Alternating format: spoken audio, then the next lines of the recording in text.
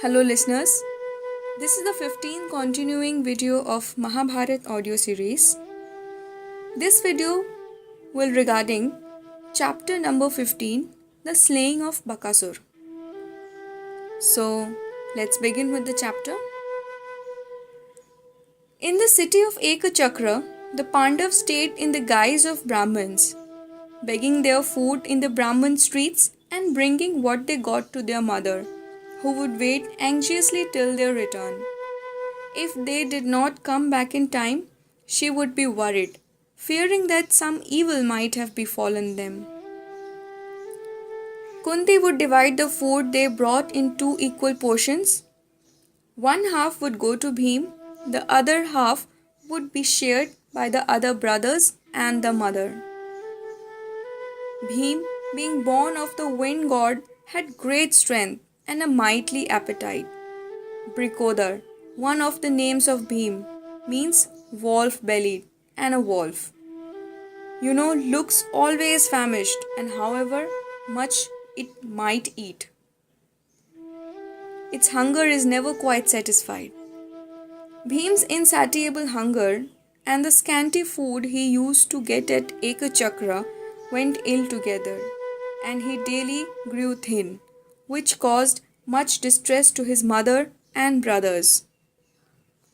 Some time later, Bhim became acquainted with a potter for whom he dug and fetched the clay.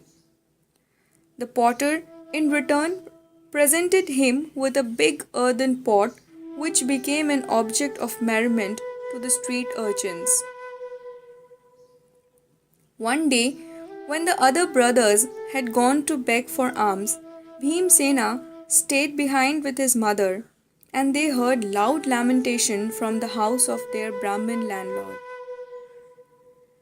Some great calamity surely had befallen the poor family, and Kunti went inside to learn what it was. The Brahmin and his wife could hardly speak of weeping, but at last the Brahmin said to his wife, "O unfortunate and foolish woman, though time and again I wished we should leave this city for good, you would not agree. You persisted in saying that you were born and bred here, and here you would stay where your parents and relations had lived and died. How can I think of losing you who have been to me at once my life's mate, loving mother, the wife who bore my children? Nah, my all in all. I cannot send you to death while I keep myself alive. The little girl has been given us by God as a trust to be handed over in time to a worthy man.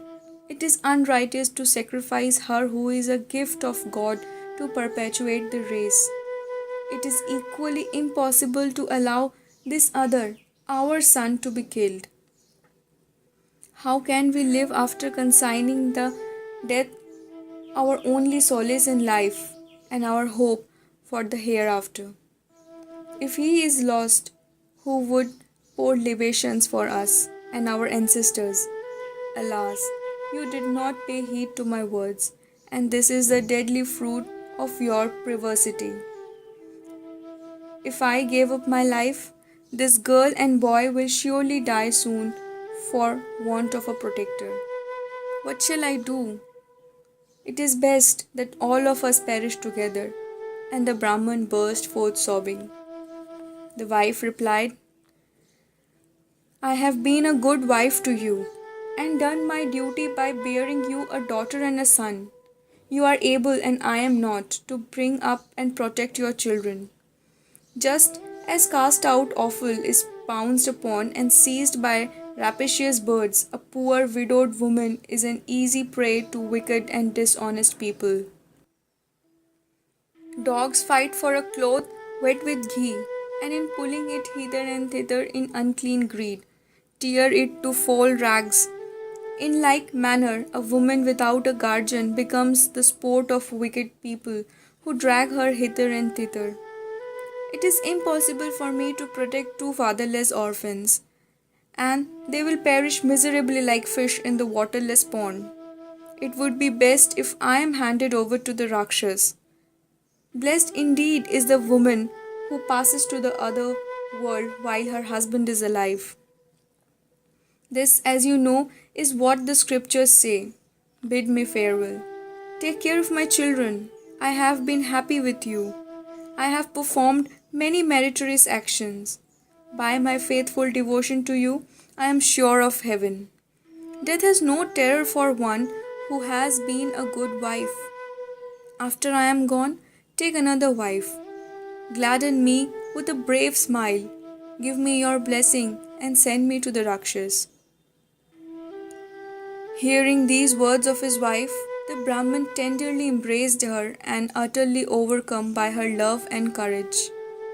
He wept like a child. When he could find his voice, he replied, "O beloved and noble one, what words are these? Can I bear to live without you? The first duty of a married man is to protect his wife. I should indeed be a pitiful sinner if I lived after giving you up to the Rakshas, sacrificing both love and duty." The daughter, who was hearing this piteous conversation, now interposed with sobs. "Listen to me, child though I be, and then do what is proper. It is me alone that you can spare to the Rakshas. By sacrificing one soul, that is myself, you can save the others. Let me be the little boat to take you across this river of calamity. If both of you pass away, both I and this little baby brother of mine will soon perish unprotected in this hard world. If this family of ours can be saved from destruction by my single death, what a good death mine would be. Even if you consider my welfare alone, you should send me to the Rakshas." At these brave words of the poor child, the parents tenderly embraced her and wept. Seeing them all in the tears of a boy, the boy, hardly more than a baby, started up with the glowing eyes, lip-syncing, "Father, do not weep. Mother, do not weep. Sister, do not weep." And he went to each and sat on their lap by turns. Then he rose up, took a stick of firewood, and brandishing it about, said in his sweet childish treble, "I shall kill the Rakshas with this stick." The child's action and speech made them smile in their midst of their tears, but only added to their great sorrow. Feeling this was the moment of intervention, Kunti Devi entered and inquired for the cause of their sorrow and whether there was anything she could do to help them. The Brahman said, "Mother, this is a sorrow far beyond your aid. There is a cave near the city where lives a cruel and terribly strong Rakshas named Bakasura. He forcibly seized this kingdom and this city 13 years ago, since when he has held us in a cruel thrallhold. The Kshatriya ruler of this country has fled to the city of Vetrikia and is unable to protect us. This Rakshas formerly used to issue from his cave whenever he liked and mad with hunger, indiscriminately kill and eat men, women and children in this city. The citizens prayed to the Rakshas to come to some sort of stipulation in place of this promiscuous slaughter. They prayed, 'Do not kill us wantonly at your whim and pleasure. Once a week we shall bring you sufficient meat, rice, curds, and intoxicating liquors, and many other delicious. We will deliver these to you in carriage drawn by 2 bullocks, driven by a human being, taken from each house in turn. You can make a repast of the rice along with the bullocks and the man, but refrain from this mad orgy of slaughter." The Rakshas agreed to the proposal. From that day, this strong Rakshas has been protecting this kingdom from foreign raids and wild beasts. This arrangement has been in force for many years. No hero has been found to free this country from this pest, for the Rakshas has invariably defeated and killed all the brave men who tried. Mother, our legitimate sovereign is unable to protect us. The citizens of a country whose king is weak should not marry and beget children. A worthy family life with culture and domestic happiness is possible only under the rule of a good, strong king. Wife, wealth, and other things are not safe if there be no proper king ruling over us, and having long suffered with the sight of others' sorrow, our own turn has come now to send a person as prey to the Rakshas. I have not the means to purchase a substitute. None of us can bear to live after sending one of us to the cruel death, and so I shall go with my whole family to him. Let the wicked glutton George him with all of us. I have pained you with these things, but you wish to know. Only God can help us, but we have lost all the hope even of that. The political truths contained in this story of Ekachakra are noteworthy and suggestive. Kunti talked the matter over with Bhimsena and returned to the Brahmin. She said, "Good man, do not despair. God is great. I have 5 sons. One of them will take the food to the Rakshas." The Brahmin jumped up in amazed surprise, but then shook his head sadly and would not hear of the substituted sacrifice. Kunti said, "O Brahmin, do not be afraid. My son is endowed with superhuman powers derived from mantras and will certainly kill this Rakshas, as I have myself seen him kill many other such Rakshas.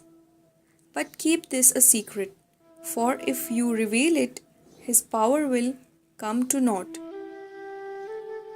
Kunti's fear was that if the story got noised abroad, Duryodhan's men would see the hand in the Pandavas and find out their whereabouts. Bhim was filled with unbounded joy and enthusiasm at the arrangement made by Kunti. The other brothers returned to the house with arms. Dharmputra saw the face of Bhimsena radiant with joy, to which it had long been a stranger, and inferred that he was resolved on some hazardous adventure, and questioned Kunti, who told him everything. Yudhishthir said, "What is this? Is not this rash and thoughtless? Relying on Bhim's strength, we sleep without care or fear. Is it not through Bhim's strength and daring that we hope to regain the kingdom that has been seized by our deceitful enemies? Was it not through the powers of Bhim that we escaped from the wax palace? And you are risking the life of Bhim, who is our present protection and future hope. I fear your many trials have clouded your judgment." Kunti Devi replied, "Dear sons, we have lived happily for many years in the house of this Brahmin. Duty, nay, man's highest virtue, is to repay the benefit he has enjoyed by doing good in his turn. I know the heroism of Bhim and have no fears. Remember, who carried us from Varnavrat and who killed the demon Hidimba. It is our duty to be of service to this Brahmin family." Then the citizens came to the Brahmin's house with many kinds of meat, delicious jugs of curds, and intoxicating liquors, placed in a carriage drawn by 2 bullocks. Bhim got into the carriage and set out to the cave of the Rakshas. The carriage went forth to the accompaniment of music. When they reached the accustomed place, the citizens turned back to safety, leaving Bhim to go on alone in the carriage. The place in front of the Rakshas' den was noisome with bones, hair, and gore, and swarmed with vermin and ants.